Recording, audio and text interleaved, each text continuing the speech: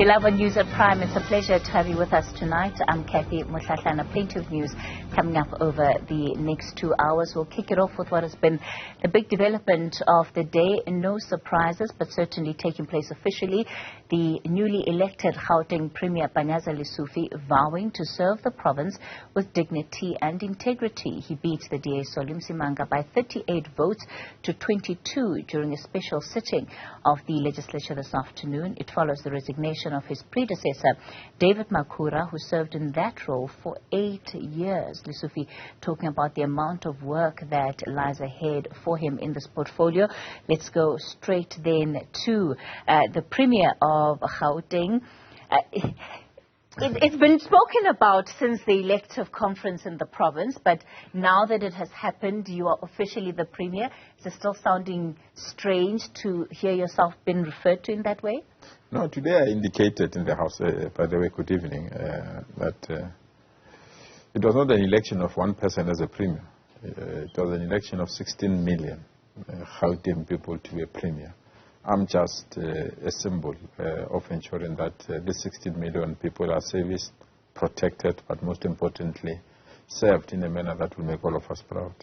Is it really a fair way of putting it? I imagine that we can only talk about the 16 million and who they elect to be Premier after the 2024 elections. There have been elections before. We didn't come through a coup. We came through elections.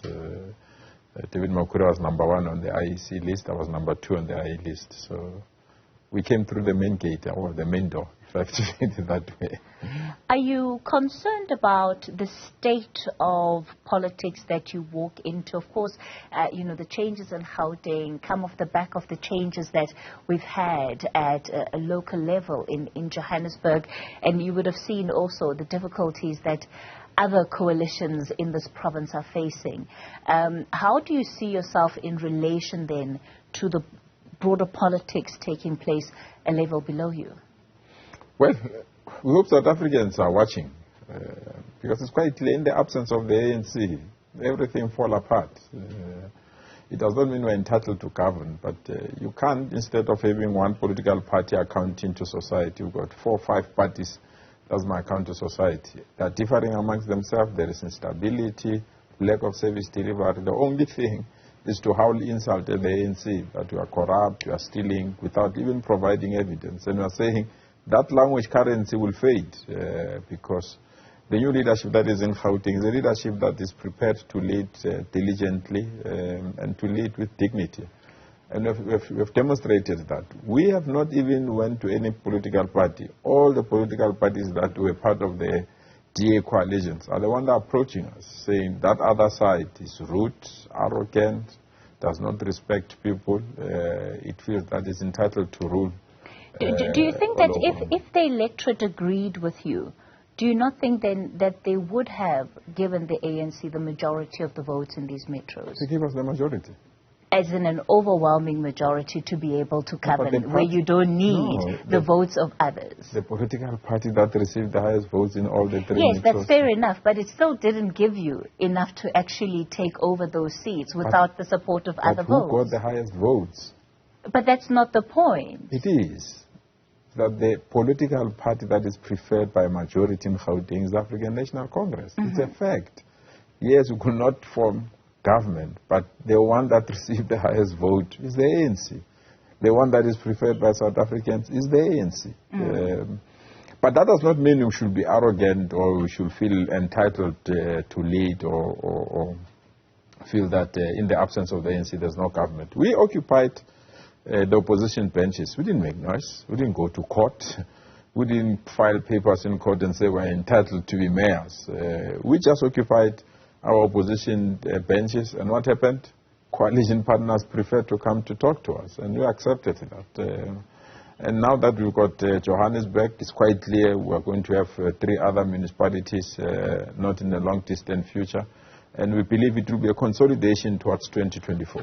Either way, it's a far cry from where the ANC used to be, and I'd be keen to get your reflections on what that means for the party today, because even though your figures, even in as far as the votes that you're getting, is sitting at its lowest in history. Indeed. You still seem quite content with the fact that if we're tallying each of the votes up, you would have had the most number of votes, despite the fact that it falls short of you being able to constitute. No, that's a factual point. council. You don't have to argue. It's a factual point. Yes. Yeah, but obviously we are not happy. We would have not started the campaign to renew and rebuild the ANC if we're happy. We would have not started the campaign to say stop being inward focused. We would have not started the mobilization of branches of the ANC to stop their factional battles. We would have not started the work that we've done to ensure that we elect leaders that are credible, leaders that will represent us. It's because we have learned from those mistakes. And learning from mistake does not mean you can't contest positions. You can't contest elections. If you check the recent local government elections, you can see there is a positive trend towards the ANC. South Africans forget a positive trend towards the ANC? Yes, in what way? Yes, check local government out there, by-elections outcome in Gauteng. I'm speaking about Gauteng, I'm not speaking nationally. And I'm saying we need to respect voters' choices. The problem is that other political parties, when they remove a mayor with vote of no confidence, in Nelson Mandela Bay, for example, it's democracy. When they are removed, it's an illegal meeting. It's people who can't tolerate democracy. It's people that can't respect democratic outcomes. We have respected ourselves, where we stand. If we're in the opposition benches, we'll remain there. If people prefer to work with us, we'll work with them, and we'll establish governments that will represent us. So where do you see yourself in then this scheme of the ever-shifting political landscape? Now we can teach them a lesson. We ran a coalition government in Ekurhuleni for 5 years. No single motion of motion of no confidence for 5 years. So we can teach them how to manage coalition government. We started the coalition government in Johannesburg. We feel very confident. Actually, after that motion of confidence, 2 other political parties have approached us. They want to be part of the new government. You'll see when the mayor announced the mayoral committee later this week, will incorporate other parties. So people feel comfortable with the ANC in terms of coalition government. Is that what you're preparing for in 2024 at a provincial level? Well, I've seen the prophets nowadays. It looks like people can prophesize what will happen in 2024. Doesn't the ANC run its own internal polling that also speak to expectations? Don't know about prophecy, let me tell you what's but the limitation. Expectations. Let me tell you what's the limitation. When we went to the national elections, the last elections, the local government outcome was far below 50. And people said, that's the end. We went beyond 50. We went 57. It's not ideal, but we went 57. So if people are using the previous local government election as a barometer to determine 2024, we think it's not a reliable barometer. But I'm asking you about your own expectations, even based on the internal polling of what your organization, the ANC, says. Okay, I'm not going to be a denialist that we are under attack. I'm not going to be a denialist that our voter support is dropping. But is in the absence of working very hard, and have committed ourselves to work very hard and to reverse those limitations. And hopefully voters will appreciate the work that we're doing to clean the ANC and make an ANC a better option. So you're confident that under your watch, the ANC won't go below 50 in a province like Gauteng? We'll work hard to ensure that we're above 50. We are currently above 50. We'll work hard to maintain that aspect. Let's talk about your predecessor. You've been speaking a lot about him. In fact, giving him glowing reviews. You clearly have a great deal of respect for David Makhura. There are those who are asking, he's had 8 years to build the province of Gauteng. In your view, what are his 2 big legacies that you think he leaves behind? Significant enough that you can point to that even residents of Gauteng will be able to say, yes, actually, that's made a big difference in where I live in my life. 55,000 matriculants got bachelor passes in Gauteng under his leadership. During COVID, when it was extremely difficult to educate our children, he felt education should be protected. He did that. 55,000. 400 million was invested so that those 55,000 must not sit at home. They must go and study at universities. And some of the people that are criticizing us, their children are funded by this government, so that their children can be better people. Check our performance in terms of housing, the houses that we've put in this particular province. Check our performances in terms of ensuring the number of people that were vaccinated when COVID was ravaging all of us. He stood firm to support all those things. Check how we wanted to be the best competitive province with other provinces across the country in terms of audit outcomes, in terms of clean audits that we've received in terms of government departments. I can go on and on and on and on. I marvel at the leadership of Premier Makura. And I really feel that was far ahead of all of us. I mean, I shared 80% of my life with him. I met him when we were still student in COSAS or student movement. We went to SASC, we went to the Youth League, we came to the ANC, we went to government. But that does not mean there are no limitations. And that's why I have been calling upon. Criticize us, but also be fair. We don't say take our sides. We say be fair. Don't use your emotional well-being, your biasness in you, because either you hate government or you hate the ANC. Be a journalist. Research. Check what is there. But if you're going to rely on Twitter and social media and radio station talk shows to determine if somebody has performed, I can tell you it's going to be a long, long, long way. Well, I suppose people don't need Twitter or radio. They just need to drive down their roads and experience potholes. They need to be sitting at home today, not have water. There's so many different examples where there are challenges in service delivery. Katie. And that's where the problem is. It's politics 101. People that are not prepared to know. You can't blame the Premier on roads that are owned by local government. It does not control local, they're controlled by coalition But there are roads that are under the watch of the provincial government. I wish I can see them, that they have potholes. That I can say, these are the watch of provincial government. We're still waiting for an answer on e-tolls. No, there is. That one will be delivered by myself. What is the answer? It will be delivered by myself. I've got the answer. What is it exactly? I'm still excited. But the point is that all of these are some of the big outstanding issues that have affected the residents. I agree with you. I'm saying it does not mean there are no limitations. I'm just calling for a balanced overview. I'm calling for a balanced review. I'm calling for a well-researched information that you might need. I mean, I got the handover report today, and some of the things I'm been shocked about. The progress in establishing Lanseria International Airport. We've made tremendous progress. The progress of ensuring that those that are having trouble with electricity, they've got solar panels on top of their house. So there are many things that are there. But if we are going to use just life as Dimeni, PPE scandals and other things and say this is how he is, when the annual reports of 8 years are lying in the library and no one is ready to go and read them, it makes things difficult. But maybe we should also blame our communication team.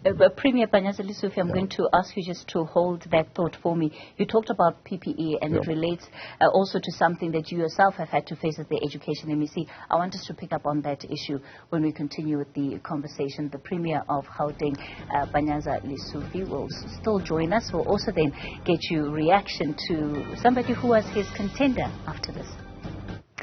You're live on News at Prime. We continue the conversation with the newly installed Premier of Gauteng, Panyaza Lesufi.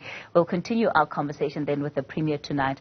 You touched on the question of some of the wrongdoing and the things that the government is criticized for, and PPE was one of them. I know that, and anybody who's of course seen the SIA reports knows that you weren't personally implicated or found to have done any wrong in relation to the corruption that took place with the contracts for under the Education Department. Yes.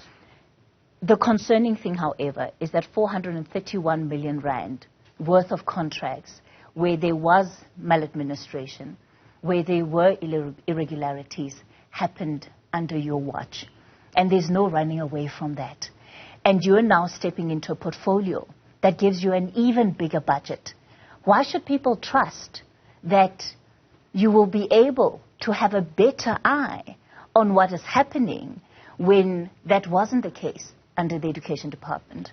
The day we convert law enforcement agencies to kangaroo courts, we will really lose the justice system. And you can't have somebody that is tried in things that they've not done. I was the first one to register my displeasure that that amount of money was utilized. And it was utilized because of legislation that allowed people to do that, not to consult us as premiers and not to be involved in issues of tendering. You can't have a law that says, MEC, you can't do this. And then when people do the opposite, you want to blame the MEC. It can't be. It does not work that way. That is why the SI report has not found anything wrong with me, either on oversight or on accountability. Because the law is clear. Those particular matters are done by the HOD. So if you can't then say the HOD of the department or officials that were involved in those particular issues must be found guilty, and you want to then say because you are in charge of the department, then by extension you are responsible. The law is clear what I'm in charge of and what I'm not in charge of. Why want to hold me accountable on something that I'm not in charge of? And that's why the SIU report hasn't found me guilty. Actually, I appreciate that I've intervened in reporting and requesting them to investigate the matter. If you are an MEC, you are not in charge of everything of the department. And that is based on PFMA and many other laws. So I can be responsible for the department. But if you say, MEC, you are not in charge, don't do this, and something goes wrong there, you say, because you are responsible, you are in charge. It's really unfair. And it's because people don't understand the separation of responsibilities between executive authorities and accounting authorities.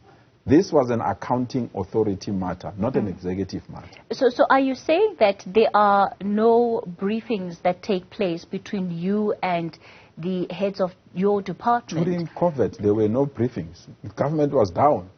And there were circulars that were released by the Department of Treasury on how things should be procured, which was deviating from normal briefings that we normally get. That's what happened. And it's in the report. So if people accuse on something that they've not read in the report, they will pass scams, cast aspersion on our character on something they've not read. You go to that report. It will tell you MECs are not responsible for this. Accounting officers are responsible for this. What can we expect out of the cabinet that you're going to be announcing tomorrow, the provincial MECs? Well, I need people that can hit the ground running. Need people that will understand that our people are impatient with us, that there's a huge trust deficit, and that the political party that we represent is under a severe attack. So there will be a need for us to ensure that we turn the corner and change everything. How much of your considerations will also be being mindful of the people that supported you in your campaign as we wrap up? I don't work that way. I need talent. I need skill. I need people of integrity. I need people that can run and represent our people. I need people that can respect that we are not born to be leaders. We're elected to be there. And any time, people can remove that power or remove that mandate from us. All right. Panyaza Lesufi, we'll leave it there for tonight. And he, of course, is the new Premier now of Gauteng. Tomorrow expected to announce what will be new MECs that will be serving with him in that portfolio.